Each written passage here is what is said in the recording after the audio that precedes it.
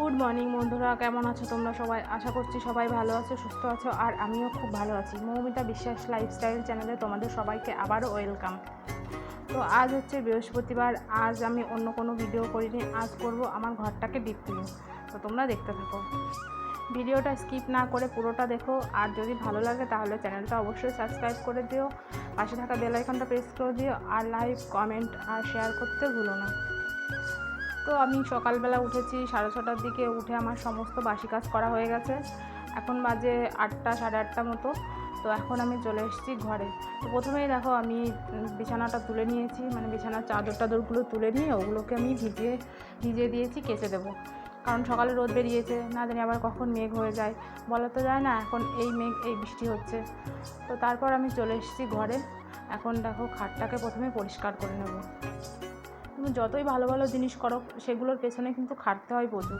এই যে আমার খাটটা দেখতে পাচ্ছ, এই ডিজাইনটা কিন্তু খুবই সুন্দর, কিন্তু এর পেছনে এটাকে মেনটেন করতে প্রচুর টাইম লাগে। যেরকম ধরো এই যে ভেতরের খাঁজগুলো, এখানে কিন্তু কাপড় দিয়ে পরিষ্কার করলে যায় না। তো আমি দেখো কি করি, জানি না তোমরা। তো এই যে ছোটো ছোটো খাঁজগুলোকে কাপড় দিয়ে পরিষ্কার করলে এগুলো পরিষ্কার হয় না। তো আমি দেখো কি করি, এরকম একটা টুথব্রাশ নিয়ে নিয়েছি।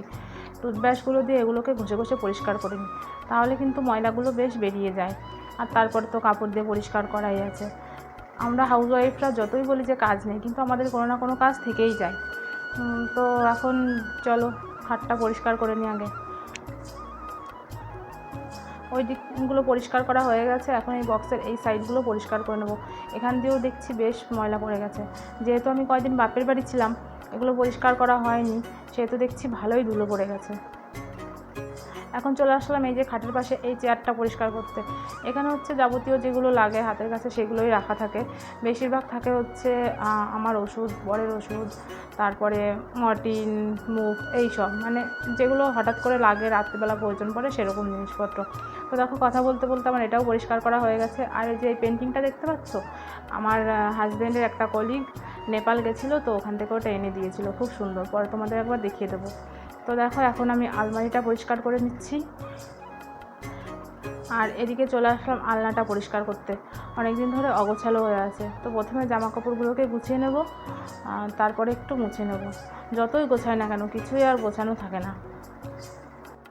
তো দেখো আমি আস্তে আস্তে আলনাটাও পরিষ্কার করে নিয়েছি। জামা কাপড়গুলো তো আগেই গোছানো হয়ে গেছে। এই ঘরটায় কী বলো তো, প্রচণ্ড গরম, সেই জন্য আর এই ঘরটায় থাকি না। গোছানো থাকলে মোটামুটি থাকে কিছুদিন এই ঘরটা। কিন্তু এই যে আমি এখন কাজ করছি, এখন প্রচণ্ড গরম লাগছে, ঘরে থাকাই যায় না গরমে। তো চলো আমি আলনাটা পরিষ্কার করে নিই।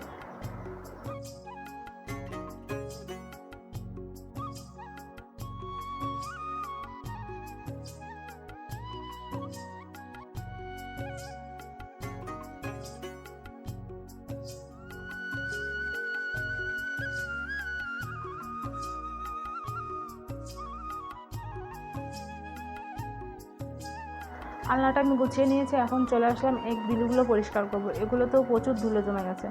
আমাদের বাড়িটা একটু ভেতরের দিকে, খুব বেশি গাড়ি ঘোড়া চলে না, তবুও না ধুলো পড়ে যায় বারবার, তাই পরিষ্কার করতে হয়। তো দেখো প্রথমে গ্রিলগুলোকে ভালো করে পরিষ্কার করে নিয়ে জানলার পাল্লাগুলোকেও মুছে নিচ্ছি। এগুলোতেও দেখলাম ছোটো ছোটো ঝুল জমে গেছে।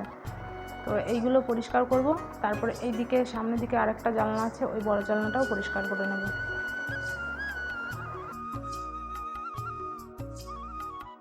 তো এখন দেখো চলে এসেছি এই দিককার জানলাটা পরিষ্কার করতে। এই জানলাটাও মুছে নেবো। আর এত পরিমাণে রোদ আসছিলো, এখানে দেখো ক্যামেরায় ফোকাসই নিতে পারছে না, পুরো সাদা হয়ে আসছে।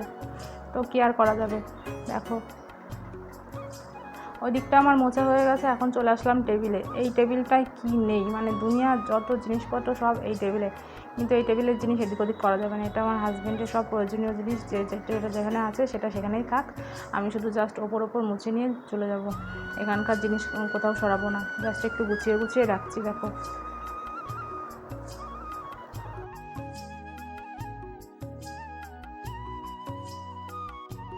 এখন এই আলনাটা গুছিয়ে নেবো। এটাতে আমার বরের জামা কাপড়ই বেশি থাকে, ও রোজ বেরোতে হয় তো ওকে। তো এই আলনাটা যতই গোছানো হয় না কেন, এটা এলোমেলো হয়েই যায়। রোজ এই এখনই গোছাবো, একটু পরেই আবার এলোমেলো হয়ে যাবে। তো দেখো আস্তে আস্তে আমি গুছিয়ে নিচ্ছি। তো আমি ওপর দিকে ও সমস্ত টি শার্টগুলো, জামাগুলো রেখে দিই, মাঝখানে ট্র্যাকস্যুটগুলো রাখি, আর যেগুলো ওর হচ্ছে বাদবাকি জিনিস, গামছা, তোয়ালে, সেগুলো একদম নিচের দিকে রাখি, মানে যাতে এলোমেলোটা কম হয়। আর রুমালগুলো ওপর সাইডে একটা দিক করে রেখে দিচ্ছি।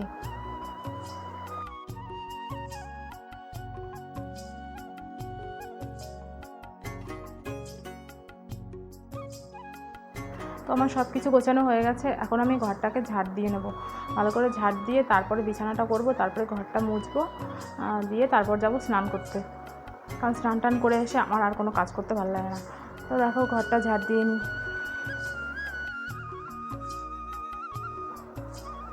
এই যে চলে এলাম, এখন বিছানার চাদরটা পেতে নিচ্ছি।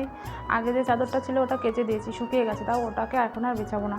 কারণ হচ্ছে দুটো চাদর বিছাই, ওইটা থাকে, ওইটা যখন কেচে দিই এইটাকে বিছানো হয়। এবার আজকে ওটাকে কেচে দিয়েছি, এটা বিছাচ্ছি, ওটা তুলে রাখবো। এবার এটা যখন কাচবো ওইটাকে পাতবো তারপরে। তো আমি বিছানার চাদরটা পেতে নিই।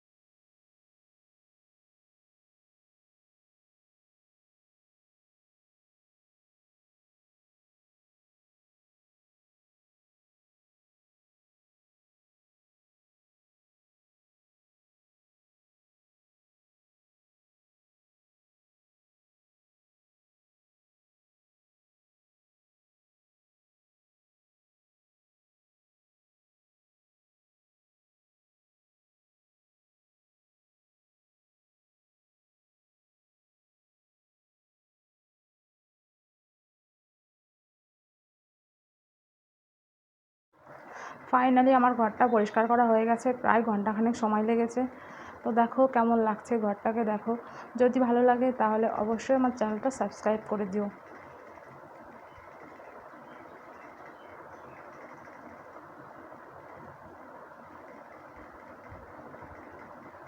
আজকের মতো ব্লগটা এখানেই শেষ করলাম। সবাই ভালো থেকো, সুস্থ থেকো, দেখা হবে পরবর্তী কোনো ব্লগে। ততক্ষণ টাটা।